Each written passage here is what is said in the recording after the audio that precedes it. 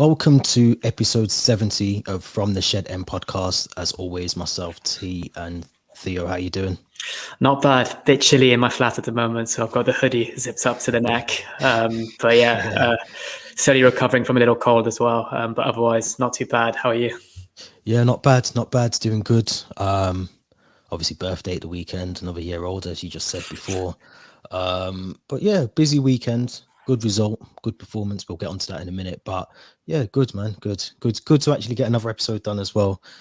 So anyone who's listening, if you're new to the podcast, subscribe. You can see the all of it down there, the social accounts as well. Also go to Spotify and Apple Podcasts where you'll be able to listen to all the previous episodes we've done as well. But let's get straight into it, Theo. I want to go all the way back. I don't want to talk about Wolves yet because I want to save a bit of that. But let's talk about the Champions League game early this week. I said in a separate video that it was reminiscent to the Juventus game, the 4-0, even the goals, very unexpected performance, I felt. But what was your thoughts on Graham Potter, AC Milan 3-0 at the Stamford Bridge? It was a very impressive performance. Like you said, kind of had flashbacks from that 4-0 thrashing of Juventus last season. We have to remember this is AC Milan, who are the Italian champions. They won the Serie A last year. Of course, you could feel that they were slightly weakened. They didn't have their first choice keeper in Mike Mignon. They didn't have Theo Hernandez, who looks like he'll be fit for the leg tomorrow, I believe. Simon Jar as well. So they were missing a lot of key players on their side, but we dealt with everything they threw at us really well. I felt Silva marked Giroud out of the game perfectly. Aubameyang, another goal, 2 goals on the trot now for him. I thought Fofana, before he got injured, was really impressive. And I thought the goals as well were fantastic. Sure, for Fofana's one was a bit of pinball in the penalty box. But particularly the Aubameyang and the Reece James goal. We know what Reece James is capable of from that type of angle at the near post. But the Aubameyang goal was just what we've been lacking in the last few years, just a striker where you need him to be. And I think the Chilwell cross was the one that kind of, it went over everybody in the box. And then Reece James obviously put it on a plate for Aubameyang.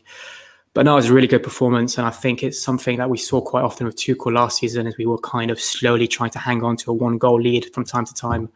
Whereas last Wednesday, it just felt we were after the goals. We've the third goal came very quickly after the second goal, which is something we haven't seen too often, probably not since that 4-0 winner against Juventus. And and it felt like we were always kind of in control, except for maybe the first 5-6 minutes where I think Koulibaly gave away a couple clumsy fouls. But otherwise, a very comfortable win. And now it puts us back in contention in Group E, which is exactly what we needed after a defeat and a draw in our first 2 games. Yeah, it was. I agree with you 100%. I thought it was a really good performance.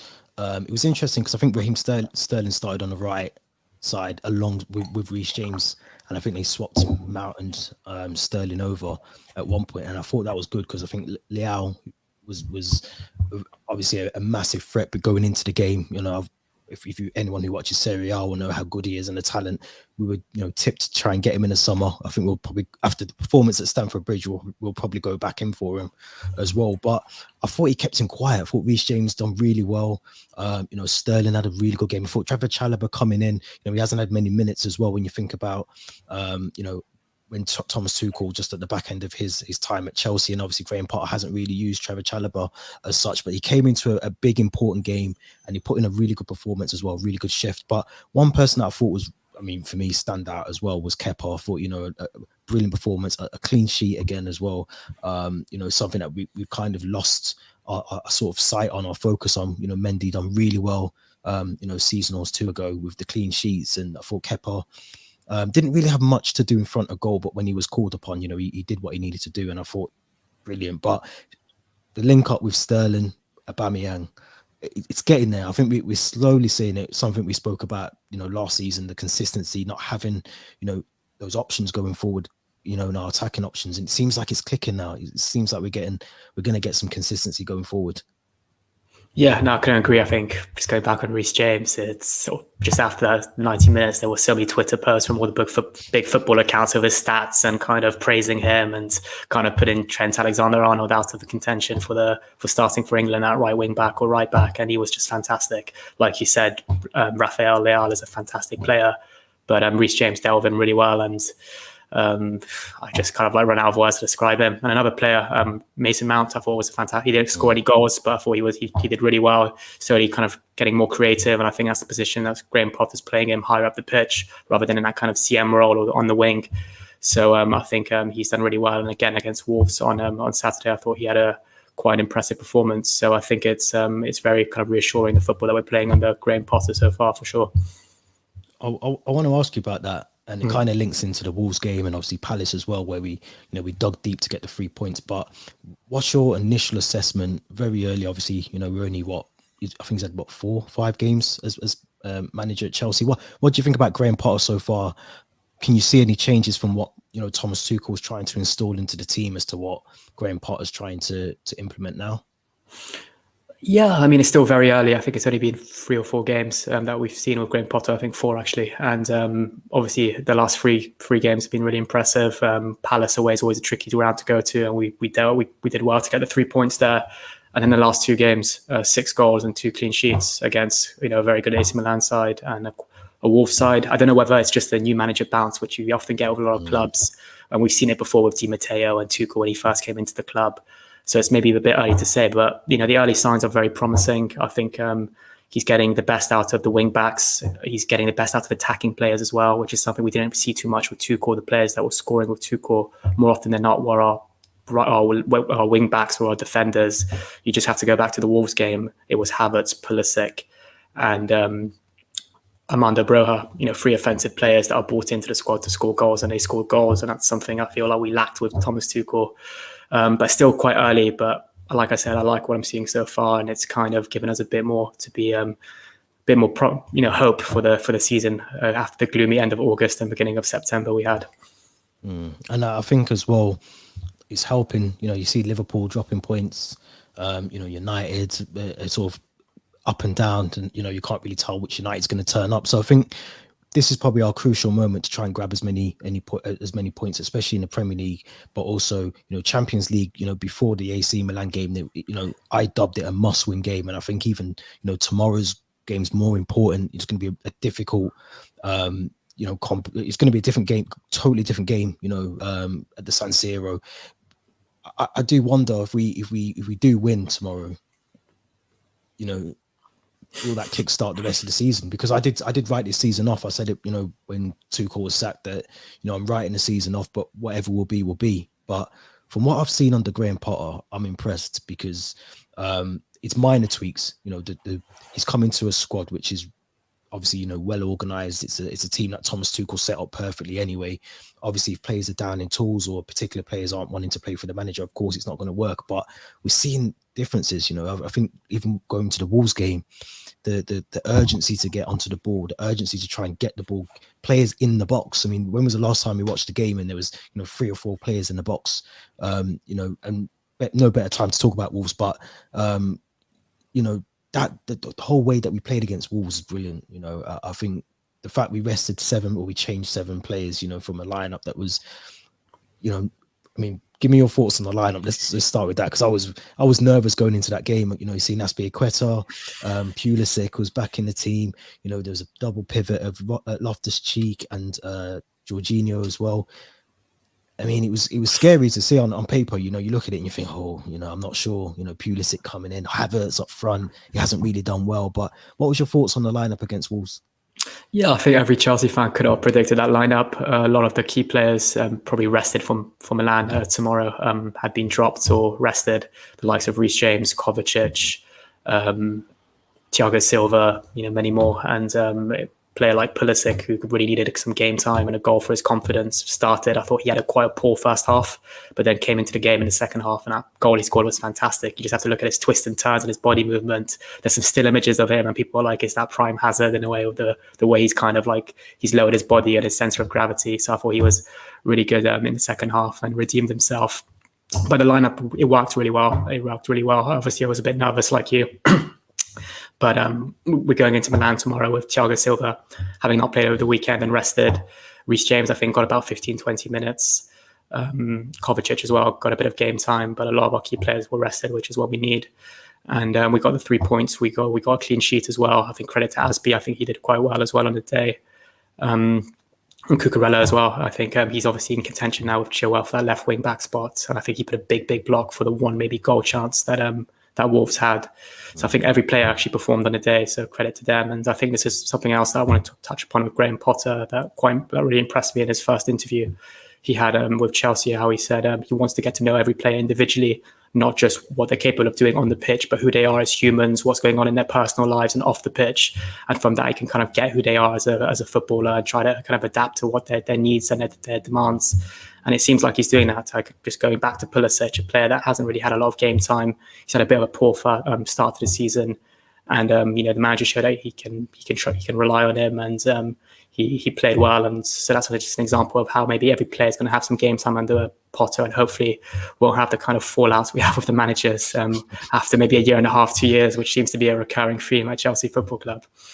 Yeah, it's impressive. I know we touched on it just slightly before, but I think it's impressive to see, the flexible squad that we've got, going from a back, 3 centre backs, the 2 wing backs to a back 4, resting 7 players, and it didn't really disrupt, you couldn't tell that, we'd rested the likes of some of the players you'd named, but it worked, it works. Maybe we played Wolves at the right time, no manager, interim manager in charge. Diego Costa's, I don't think he'd played since December, apart from when he came on as a sub recently, the game beforehand. But it was a performance that it surprised me how good we were, and it shouldn't surprise me because, like I said, we've got a brilliant squad. We've got some really good players in that team. Even could all arguably call it a B team that was out there. It was some of the sort of, like you said, Pulisic who don't really get much game time, and like I said, Trevor Chalobah. Obviously, a forced injury at the back for Trevor Chalobah to come in due to Wesley Fofana, but it was just, there was no real. You couldn't look at someone and say, we can see we've changed our defense, or you can see the midfield isn't working. It all was in sync. It was brilliant, fluid, and just worked. And I was really impressed with Kai Havertz. I know another player that I've definitely had a lot of bad words to say about on the podcast, but he don't really, on and off the ball, some of the runs he makes is brilliant, and it's just opens up a lot of space for players and for me as well. Seeing him play that sort of false 9, or whatever you want to call it, I think I've always been critical of him playing there because I don't think that's his best position. But when he plays like he did on Saturday, I mean, you can't fault him. What a goal as well. I mean, that header is not easy. It took a lifetime to go in the goal, but it's not easy. I'm not going to lie. I feel like the keeper should have saved it. It wasn't really in the corner. It was kind of looping in, but very slowly. And I think he was just kind of flat-footed. But no, great technique and a good header. But maybe the keeper, if he kind of just made that little movement a bit early, he could have maybe got a hand to it. But credit to Havertz, he was good.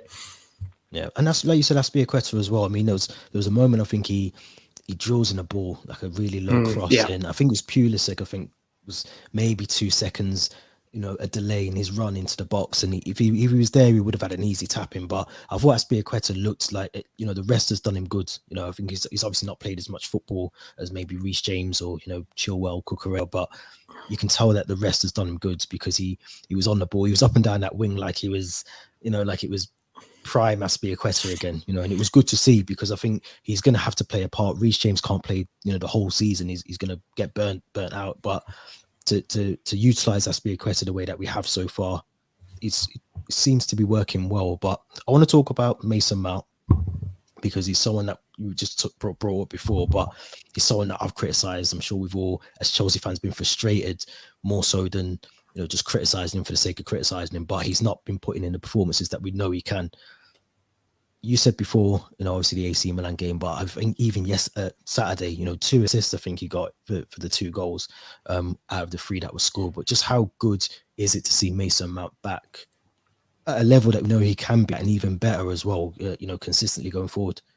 Yeah, I mean, we've always said that we've never really found that player that's replaced Fabregas since he's left, and we kind of lacked that creativity. But we know that Mount on his day can bring that creativity, and like you said, 2 assists for the goals. And he always looked for that forward pass. I thought his set pieces were very promising, and I thought coupled up with that AC Milan game, he's been probably, obviously he hasn't scored, so maybe he couldn't get the man of the matches, but I think he's up there. He deserves a man of the match award, and he's been fantastic. And I did ask for him to be dropped earlier in the season, and I think he did deserve to be dropped at the time. But he needs to just carry on now, because I always say footballers are only as good as their last game, and he just needs to have that level of consistency now, because he looked at last season, I think come January time, he kind of faded away. And then he kind of rediscovered his form in maybe April. So he just needs to kind of keep that level of consistency now under Potter, and hopefully he can keep it up. But I just wanted to kind of bring up that one moment for me that just summed up the intensity and desire to win the ball back in the game, was when I think Gallagher bullied, I think, Traore off the ball to win it back. Like, of all players as well. I mean, exactly. besides Traore. Yeah, that was my highlight of the game. Yeah, no, I mean, and I think, I was really surprised with Wolves, because I looked at the team and I thought, right, they've obviously not got Ruben Neves, who's a key player for them due to suspension.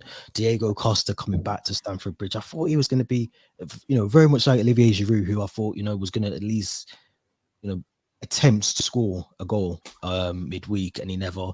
And Diego Costa, I don't know if it's just the rustiness or just the fact that we're really good defensively, but he just didn't really get into the game at all. I know he was really frustrated. I think just before half time, I think you could sense that he was obviously going to play the full 90 minutes, but it was good to see Diego Costa, I think, back. Obviously, the fact we won 3 points, I wouldn't be saying that if we'd lost, but it was good to see him get the standing ovation as well. I know that the sort of Chelsea crowd, applauded him off. He took the lap of honour as I think he would have done. He didn't really get to leave on good terms, did he? Anyway, with Conte and the way it all ended. So maybe that was his kind of, his official goodbye from Chelsea fans on Saturday. It was an interesting post-match, I think, interview he had. It was obviously in Portuguese, but the comments he made, he said, my problem wasn't with the fans, it was with that coach. And I think that coach, obviously referring to Conte. And I think a lot of stories are coming out now on how he wanted to leave in January, and then Conte said you can leave, and then Abramovich had to step in and say no, he stays until the end of the season. Come the end of the season, we all know what happened in that famous text message. So obviously he didn't really leave on the best of terms, but I think the fans still absolutely adore his passion, his energy, and like you said, he opted for the kind of lap of honour in front of the Matthew Harding stand. So he got a great reception from the fans, and I've missed those Diego chants. So it was good to see him back at the Bridge, and maybe he still has a big soft spot for Chelsea, so decided not to score in the day. I think he does. I think you could tell he was more excited. He was getting, the plaudits as he was coming off than he was actually playing for Wolves, to be honest. I think he obviously, he wanted to win and score goals for any team, but I think, he needs to try and get scoring. I think he's still got a lot of goals in him, but obviously not against Chelsea. But just before we get on to AC Milan tomorrow, and this is not the lineup, by the way, so this is it's pre-populated, so don't worry. Just before we get on to AC Milan, Armando Broja scored his first goal. Been at the club since I think 8. What a time to get your goal. And it was a brilliant goal as well. Great finish as well. There's, I think, a video that overlaps with, I think, a Diego Costa goal that was scored at Stamford Bridge, and it's almost identical. And I was gutted when I thought it'd be ruled out with VAR. But luckily it was he timed his run perfectly, and it was a great finish. And that's slowly now we're seeing this season that we've got these offensive players that can score goals when you give them the opportunity. The likes of Aubameyang, Broja, Havertz now slowly finding his shooting boots. And if Pulisic and Mount carry on this form, then hopefully they can get on the score sheet as well. Yeah, 100%. As I said, this is pre-populated, so anyone who's watching this, we haven't had some sort of crisis and we're trying to play Gallagher at left wing back. It's literally pre-pop. I don't know why they do it like this, but let's go through and try and predict our lineup for tomorrow, because I think me personally, I would stick with Kepa in goal. I think he deserves it, whether you agree or disagree with that, but I would put Kepa in goal. I'm very reluctant to ever change my goalkeeper if they're in form, and he's in form now. And I think it's unfortunate for Mendy, but this is what happens when you get injured, or you're out of form, and it's probably come at the right time for Mendy. But what's your thoughts on the goalkeeper for tomorrow? No, I agree. Can't drop your keeper that's performing well, especially for one of the biggest games of our season, which is AC Milan next tomorrow night, and that could determine who tops the group in the end. So I'd start Kepa. I think he's been brilliant with his feet as well. He looks a lot more confident, and we know that Potter back at Brighton relied on Sanchez to play the ball out of the box with his feet. And it looks like Kepa's his man for that now. So I think he will retain his spot, and at least until the World Cup, I think he'll be Potter's number one. Yeah, I agree. And obviously we haven't mentioned it, but Selena is flying over. I think the MLS is practically over now. I think it's done. So I think in the next 2 weeks he's flying over to join up with the squad as well. So there's more competition, for the jersey between the sticks. So it could be trouble for Mendy, and I don't mean that in a way that he's not good enough. But I think when you've got Kepa who's in form, obviously Selina's coming into the squad not to go out on loan. He's going to be part of the squad, so he could spell trouble for Mendy. Yeah, definitely. I think rightfully, had he not been injured, I would have asked for him to be dropped, particularly after those, I think, Leeds and Southampton games where he looked poor. But we do have to remember we've got two games every week now, midweek fixtures, where sometimes we may have to rotate and there will be more injuries. We've got the World Cup. If I'm not mistaken, there's an African Cup of Nations again sometime next year as well. Maybe not actually of the World Cup, I may be getting confused. But yeah, I think it'll be good to have that healthy competition amongst the two. But for now, it's got to be Kepa. No, I agree. What are we doing? Are we going for a back five? We're trying to shove in, I don't know, Chalobah and maybe Cucurella at left centre back, or are we going to go for a back four? I think it's like we play a lot of hybrid formations as a Potter, and it kind of changes mid-game. It seems to be almost like a 2-2-2 at times in the offensive lines. But I think we have to remember we're going to be dealing with Theo Hernandez tomorrow, who's a brilliant left back, and I think we need to play Reece James where the position he knows best, which is right wing back, in my opinion, to deal with the threat of Theo Hernandez. So I would stick with a back three to start off the game at least. Whether it's Chilwell or Cucurella at left wing back, I'll pass it back over to you because I think they both kind of deserve to kind of start the games. I would go with Cucurella. Defensively, I like him. I like both. We're talking fine margins between the two of them. I think they're both really good, the pair of them. I just think maybe going forward, Cucurella will offer you a little bit more, but they're both good defensively. So I would stick with Cucurella. But I mean, it's Graham Potter. I mean, he's just said in his press conference, you're going to have to wait and see how we line up tomorrow. And he never gives anything away at all. So I think he would go with Cucurella. I don't even know if you go for the three centre backs. He might change it to the 4-2-2-2. But personally, for me, I think it's going to be a completely different game to what we witnessed at Stamford Bridge. I think it's going to be a difficult game. AC Milan I think they're not mid-table, but I think they're just outside the sort of Champions League spots in the Serie A, if I'm not mistaken. So, they're kind of in and out of form, but I think they'll be really up for this game, the way that we beat them midweek. So I'd go with Cucurella because he offers a bit more going forward and again, defensively. But centre-backs, now, I mean, this is kind of, if we're going for three, it limits our choices because of obviously, Wesley Fofana being injured. But as I said before, another option is to maybe do you play Cucurella as your left-sided centre-back and Chilwell as your wing-back? It's an option. I think having Chilwell on the bench could possibly bring him on in the second half and then switch Cucurella amongst the three, or kind of change the formation completely. But I think keep Chilwell on the bench, Cucurella left wing back, and I think my back three would have to be Koulibaly, Silva and Chalobah. I think, like I said, Silva was rested against Wolves probably for this game. I think Koulibaly again had a very solid game despite the shaky start he had against AC Milan, but I think he redeemed himself in the rest of that game and against Wolves. And I think Chalobah, coming in for Fofana, who got injured, he hasn't really set a foot wrong in a way. So I think he deserves to kind of keep his spot in the starting 11. Yeah, I'd agree. And I think, as I say, I think it kind of limits your options.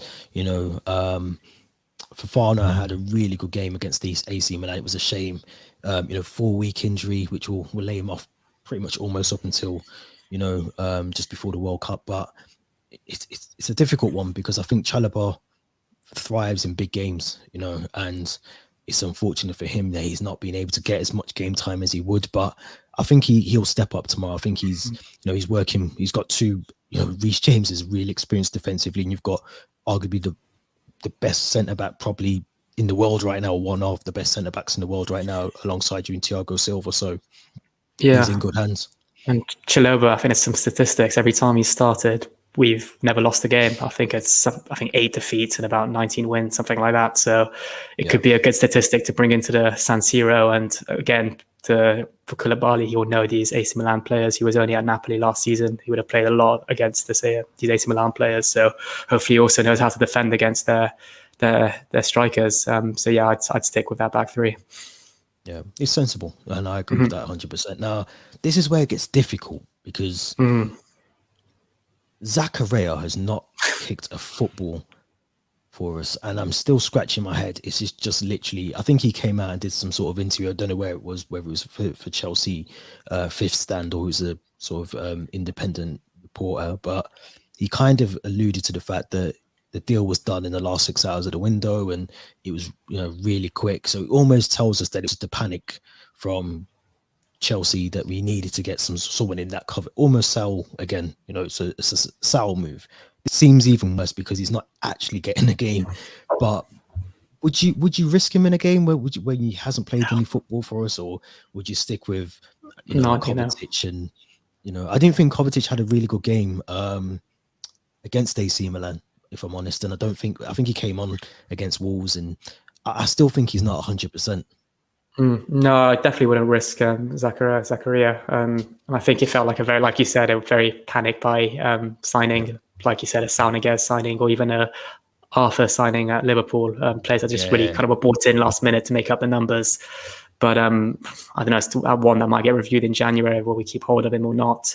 Maybe it was a Tuchel signing as well, and doesn't really fit into Potter's plans. And I think the fact that Potter brought on Carney against Wolves and not Zakaria, then that's an indication that it's a massive red flag. But again, we've got a lot of cup games maybe coming up. I think it's the League Cup games start in November against City. That's a chance for him maybe to step in. A lot of midweek games. I think Brentford midweek next week. So could be a chance for him. But no, I wouldn't risk him in a game like this. I had to ask the question just in case you said but I mean, I think he was a Tuchel signing. It was a panic buy. He clearly doesn't fit into what Potter is trying to build at the club. So I'm sure I read that we've got some sort of clause where we, an option to buy, which I'm sure we won't activate at all, seeing as he can't even get on. Like you said, Carney, Chukwuemeka, was coming on before him, who again, didn't get much minutes, on the Saturday, but very impressed with him. What would your two in midfield? What would your I mean, this is difficult because do you go with Jorginho, Kovacic, or Kovacic, Loftus-Cheek? It's a difficult one. I can never decide on this. It is difficult because I feel like Jorginho has been playing a lot of football, but I think he's almost been an unsung hero at times. He was very solid against Wolves. He always picked a forward pass. He won the ball back many times. I think I would stick. Kovacic done really well as well, and I think he assisted Brojo. True. I think I would stick with the two that are on screen, maybe Loftus-Cheek and Kovacic, with the option obviously to bring Jorginho on and maybe switch to a 2-2-2. But for now, I think I would stick with those two. I'm not sure what your double pivot would be in midfield. See, I don't know, because I like that, and I like the fact that Loftus-Cheek's almost thriving in that position now. He's doing really well. I just think it's going to need Loftus-Cheek to be really switched on in that midfield. The reason I say that is because Kovacic does tend to like to drift a bit more forward, and I think if you leave Loftus-Cheek isolated with an AC Milan midfield, and obviously their attacking options going forward, and maybe that's a good option for going for the three centre backs as well. But I agree. I think it's a good choice. I think I'm just trying to talk myself around it, but I would go with that too. I think he is a physical presence as well. He'll be good for defending set pieces. We have to remember his height and his build, something that Kovacic and Jorginho maybe do lack a little. So, I think I would stick with Loftus-Cheek and another player like Chalobah, who hasn't really set, we were talking in the summer about maybe him going out on loan and selling him. But I think we did really well to keep hold of him because he seems to be playing every single game at the moment, and he's been really promising. He's just missing those goals now. Yeah, and I think they'll come. They will come. I think he's one of these players. I forget he's still relatively young, in terms of football and the career that he's still got ahead of him. So I think he's developing as a player, and I think he's definitely becoming a bit more. He can play in multiple positions now. You see him sometimes at right wing back, or you can see him. I think he's played false nine a few times for us as well. So he's got the flexibility to play a number of positions. But I think that where he's playing alongside a Kovacic or a Jorginho, or eventually Kanté when he comes back, he can only get better. I think I would stick with that too there. But going forward, that is probably our best. I don't like Mason Mount on the right. I prefer him more central where we played on Saturday. And as we've just said before, very effective going forward. But can you afford to leave Mason Mount out in that form, or do you have him? Could you sit him maybe in the middle of those and then have a two of Sterling and Aubameyang? I mean, I don't know. It's really hard to understand what Graham Potter would do, but that's probably the option for me, because it allows, again, Mason Mount can come back here, and this space here is where I think he does a lot of his work. The running around, the pressing, he does that more from a central role for me, but I don't know what you think. Yeah, he always does a lot better behind the kind of number 9s or centre forwards than on the wing. I do like that front three of Mount, Sterling, and Aubameyang in those positions that you've put them in there. But we're not playing any of our goal scorers from Saturday who'll be confident, full of form. There's no Havertz in there. There's no Broja. Arguably deserves a chance to play this one, or at least come off the bench.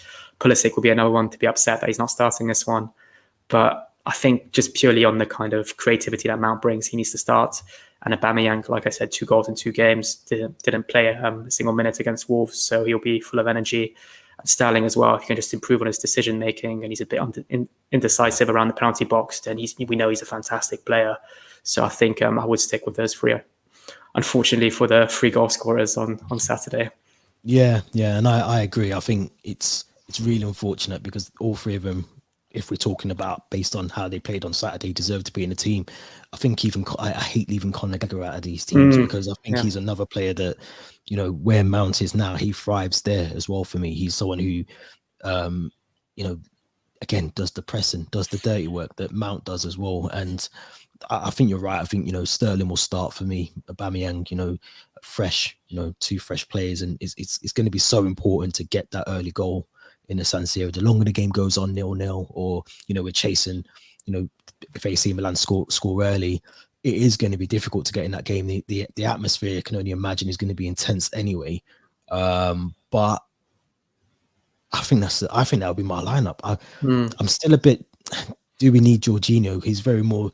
I think Jorginho is very more a defensive midfielder. He's got a defensive mindset, and I just worry that there's going to be gaps for AC Milan to capitalize on. And if we go 1-0 down, I think we crumble, because it's a San Siro. I mean, it's a San Siro, and I don't need to say anymore. I've been to that stadium. It's got quite a hostile atmosphere, and I sat with the ultras out there once, and they know how to kind of get very loud and passionate. And once they scored 1 goal, story as well. Yeah, I saw the ultras. It was AC Milan against Arsenal in the Europa League, I think 2018. So I was fully for AC Milan. I'd sit with the ultras as well. I'd risk my life if it meant I had to sit in the Arsenal stands as well. I think my mate gave me an AC Milan scarf, so I fitted it in quite well. But no, intense ground, and I know that the Chelsea fans will be in full voice tomorrow. A lot of Dennis Wise songs being chanted around the stadium. But yeah, like you said, if we go 1-0 down, there will be pressure on us. And I did say that whoever wins this game, it feels like they'll be the favourites to maybe top the group. And it will kind of go down to the wire, I think, on the last match day, which is not too long away now, I think. Yeah, because I was trying to work that out. I think obviously we'll have maybe is it Salzburg, then Zagreb is our last game.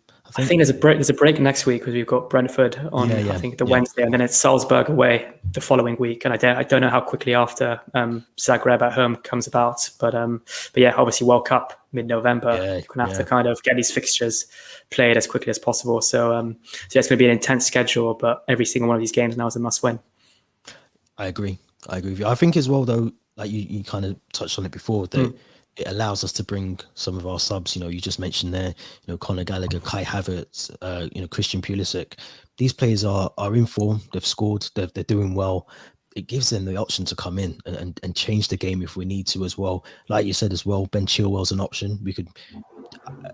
One of my worries, I think, is overusing certain players. I think this is why it was crucial to rest Silva. It was probably crucial to rest Sterling, one of the players that I've said before. If we're not careful, I think he's probably, if not started all our games, I think he's played the majority of the minutes. I think he's subbed off maybe 1 or 2 games, but he's someone that we really do need, as much as his decision making isn't the best, but he's one of those players that gives you something extra. You can take a man on, you can 1v1s, you put money on him to beat someone.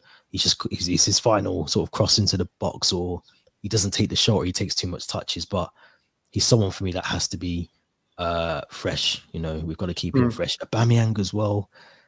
Yeah, I mean, I was surprised he didn't start against Wolves. if I'm honest, because he's in good form. He said 2-2, and I would have expected him to start. He didn't need to. Obviously, we won 3-0, but you'd expect to try and keep that momentum going. Maybe sub him off. If you're 3-0 up, you sub him off and give him 30-minute rest. But if we do win tomorrow, let's do our predictions. If we do win tomorrow, relatively easy games after that. Obviously, Zagreb have got to come to Stamford Bridge. It was again, another hostile stadium in Croatia. But if we win tomorrow, what would the scoreline be? I've got my doubts if we win. I think it's a must not lose game rather than a must not win, because the last thing we want is Milan picking up points on us. I think if we win, it will be a very slight margin. Like I said, how intense the San Siro can be. So I think it would be maybe a 2-1 or a 1-0. But that being said, Milan will score, so it's more likely a 2-1. But my prediction would have to be a 1-1 potentially. I think there's goals for both teams, but I think both teams will play quite conservative football in the hope that they don't try to concede goals. And I did mention Theo Hernandez coming back from Milan, which would be a huge boost for them, especially on that left flank. So he'll offer a lot of offensive threats for them. But yeah, I think I'm going to go with 1-1 and just fingers crossed that we just don't lose to them. That's what matters, I think. I think we're going to win. I really do. I like the confidence. No, I think we do. I think had we not started so well under Potter, obviously the first game, the Salzburg game, you're still finding your feet. You're fresh. I think it was very fresh into the game. That pause in between those games as well, because of I think we didn't play a game for a month in the Premier League. Some of them were postponed, etc. And I think that helped Graham Potter understand his team a bit more. And we're seeing the effects of mini pre-season, and it acted as a mini pre-season. You felt, yeah. There was I think there's a few behind closed doors games as well. I think there was 1 or 2 at least. I'm sure we lost one of them actually, but yeah, I think it's. I think you can see the slight tweaks and changes that Potter's brought in and he's installing. And I think the players are playing with confidence. They look like they want to play for him. And I know it's AC Milan, and I've just said about the atmosphere, but I just think if we can handle the pressure of that, I think we win. I think we can win 2-1. I think we can win 2-1. I think it'd be difficult to keep a clean sheet, but 2-1, I'll take it at the San Siro. I think, if we score first, then it will be a win for us. But if we concede first and we're chasing the game, it could be a completely different story. But yeah, I like the confidence, and I do think we've got it in us to win it. But I just think maybe on a day we'll miss a couple of chances. But yeah, fingers crossed. Yeah. Well, I mean, look, we're 4th in the Premier League. We're 2nd in our group. I mean, a couple of weeks ago, I wouldn't even have I couldn't see it happening. So the fact that we're in the Champions League spots, yes, we're only 9 games into the Premier League, and we should be getting out of that group. If we're being honest, the Champions League group, it's not a group that we should be struggling, or we should be talking about getting into the Europa or dropping out Europe completely. I think we should be getting out of that group 100%. So there's no ifs or buts about that. So I think yes, it's a must tomorrow, but it's not the all in end if we don't, because I think we've still got 2 more games. That's our safety net. We're not relying on this game to go through. So I'm confident. 2-1. I know you said 1-1. So normally, I think one of us is normally right out of the 2 of us at least. 1 in 6 games we normally get it right. So let's hope one of us is right tomorrow, and at least we don't lose the game. But as I said, let's quickly flash it back up on the screen. That's the squad that we're going for, the team that we're going for tomorrow. I think it's a winner. I think that's a winner. I can't see any flaws in that at all. So that's what we're going to go with tomorrow. As always, don't forget you can subscribe to the channel. You should have done that by now. If you're still watching nearly 40 minutes into this, you should have smashed that subscribe button, like as well. Let us know your comments as well in the comment section. What would your lineup be for tomorrow's game? As I said earlier on as well, make sure you go to Spotify and Apple Podcasts and listen back to all the previous episodes that we've done as well. There's some really good ones. I do like the £20 five-a-side. I listened to that one again the other day. I think if we could somehow get all those players to do that, that would be a brilliant game. But yeah, no, if you haven't already, go back and listen to some of our good podcasts. There's some funny ones, there's some crazy ones, angry ones in there as well. I think you get all the emotions straight after the games for us. But Theo, as always, thanks for joining me. myself, T.Dot as well. We'll be back next week with another podcast episode. So it's been episode 70 of From the Shed End. Thank you very much for watching. If you're on YouTube or Spotify, and if you're on Apple Podcasts, you need to get onto Spotify so you can watch us as well. Thanks for watching and listening, everyone. Thanks.